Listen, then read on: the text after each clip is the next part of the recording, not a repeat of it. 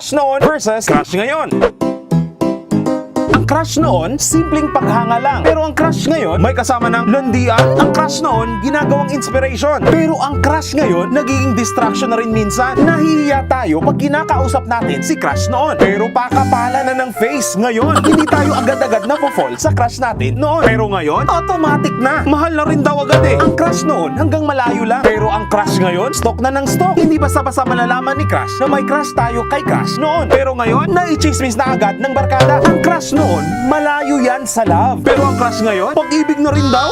Kapag ang mutual understanding o ka-MU natin si crush noon, parang wala lang. Pero kapag ka-MU natin si crush ngayon, jojowain ka agad-agad. Ang crush noon, walang masyadong halong mali siya. Pero ang crush ngayon, papatay-patay mali siya na lang daw. Ang crush noon, sinasarili lang. Pero ang crush ngayon, sinachat ng mga ka-close o sa best friend ni crush para maging tulay bridge. At ibinabalita na rin sa social media. Hindi masyadong big deal ang crush noon. Pero ginagawa ng main topic ng mga kabataan ang crush ngayon. Ang crush noon, pahirap ang makausap at hindi mo basta-basta makakausap. Pero ang crush ngayon, isang chat lang, pinapaasa ka na agad. Nag-iisa lang si ultimate crush noon. Pero ang crush ngayon, paramihan na para may backup. Kasi nga raw, the more, the merrier. Ang crush noon, calm at peaceful. Pero ang crush ngayon, wild at aggressive na.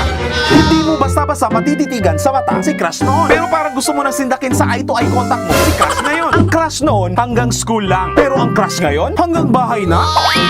Napamatakbo si crush sa utak natin noon. Pero parang pinipitik na ni crush yung puso natin ngayon.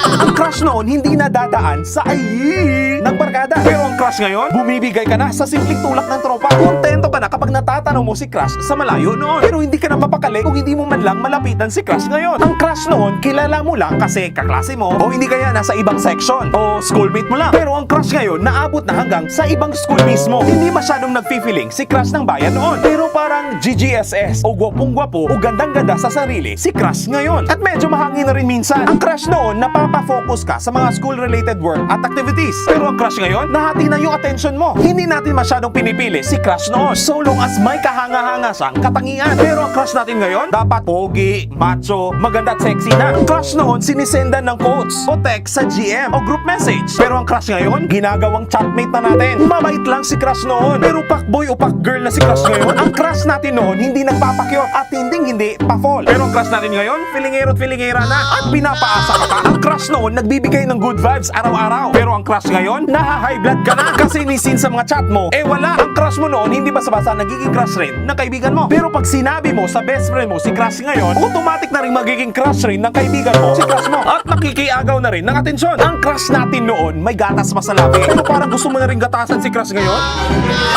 Ang crush noon, puppy love lang. Pero ang crush ngayon, may doggy style na. Grabe.